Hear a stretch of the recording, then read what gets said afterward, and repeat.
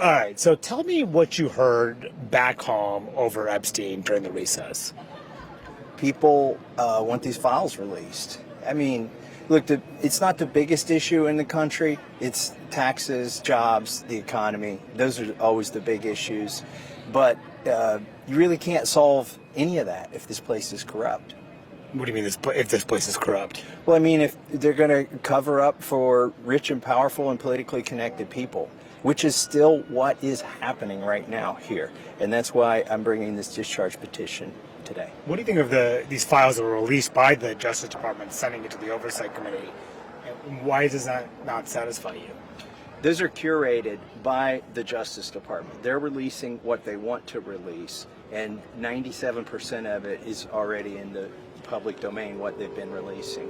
I mean, because the president says that he wants them to release whatever they have. I mean, what's your reaction to that? I mean, he's called it a hoax. Attorney General Bondi has said there's nothing but child porn left, and now they're releasing more files.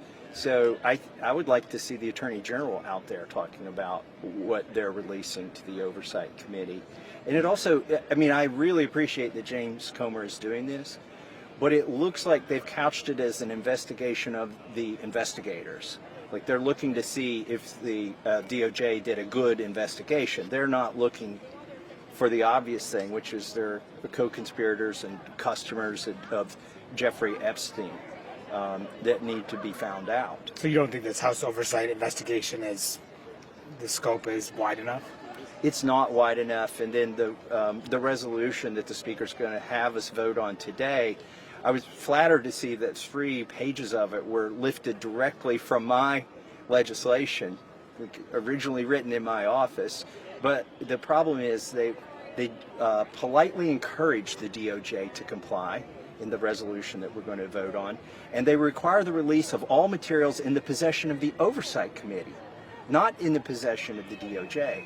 So it's just not going to get it done. I mean, I do appreciate that James Comer is taking a look at the investigators, but what we care about are the perpetrators. What do you think of the fact that the Speaker did schedule this vote before your discharge petition could ripen? Well, everything is happening here today is happening because Ro Khanna and I introduced this legislation. They would not be talking to victims if we weren't going to have a press conference with victims tomorrow. They would not be voting on something today if I weren't introducing this discharge petition today. So, the efforts of Ro Khanna and I are driving what's happening here in Washington, D.C. It's not enough. What they're doing is not enough, but you'd have to be blind not to realize that they're reacting to what we're doing. And this public pressure as well. I'm not taking credit for this. I've introduced the resolution, but it's the pressure from the American people. But you said this is political cover, this vote that the Speaker is scheduling. Yes. The vote that the Speaker's putting on the floor is meaningless. It's basically telling James Comer to keep doing what he's doing. And I appreciate what James Comer is doing, but this vote is unnecessary, and it's to provide political cover to those Republicans who may not be sponsoring or signing the effort that Ro Khanna and I have put forward. Do you think that enough Republicans will sign on to this discharge petition to force a vote? I do. We've got 12 sponsors, Republican sponsors. I believe every Democrat's going to sign it. If only 6 of the 12 Republicans sign it, then we'll be fine. And in fact, as soon as you get to 218, we quit taking signatures. So I would encourage Republicans to be one of those 6. But you don't think that they're getting weak-kneed, these Republicans? There's a major pressure campaign from the White House right now, and also from the Speaker. But I think there are enough Republicans who are listening to their constituents and care about these victims that will get the 218 signatures we need. Are you worried about the blowback that you're facing from the White House, from the president? He continues to attack you for taking steps like this. Look, I got 3 billionaires right now running ads against me in Kentucky, and one of them's in Epstein's black book. So I'm not worried about it. I've already poked the hornet's nest here, and once you're in for a penny, you're in for a pound. We're going to get these files released. Yeah. Okay, I'll let you go. Thanks. All right, thanks for taking the time, sir. Appreciate it. What time is what do you it? say? Oh, Okay. Wait, one second. One other thing. I just wanted you to react to the speaker. Apparently, the speaker just said, I would not put much stock in what Thomas Massie says. The House Republicans have been very consistent about maximum disclosure, maximum transparency for the Epstein violence.